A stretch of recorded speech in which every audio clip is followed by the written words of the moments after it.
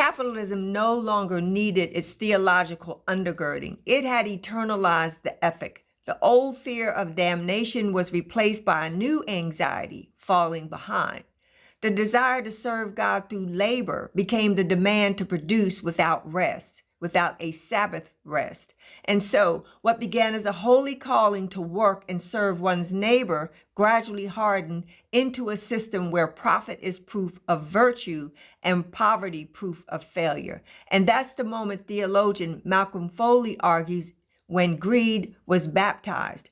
In the anti-greed gospel, Foley shows how the Western church quietly renamed greed as stewardship, ambition as calling, and accumulation as responsibility. Instead of discipling believers away from the idol of wealth, the church discipled them into it.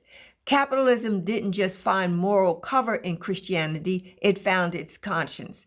Foley calls this strategy of economic discipleship believers formed not by the Sermon on the Mount, but by the logic of the market, a logic that prizes growth over generosity, self-security over shared flourishing. The result is a Christianity that praises success, protects comfort, and forgets the neighbor. So the line between faith and idolatry blurs. The cross becomes a logo. The gospel becomes a growth strategy, and the call to serve the least becomes an optional afterthought. In conclusion, in the end, the seeds of greed were not sown in the streets of industry, but in the soil of theology. And as the church learned to sanctify success, it forgot how to suffer with the poor, trading the language of grace for the logic of gain.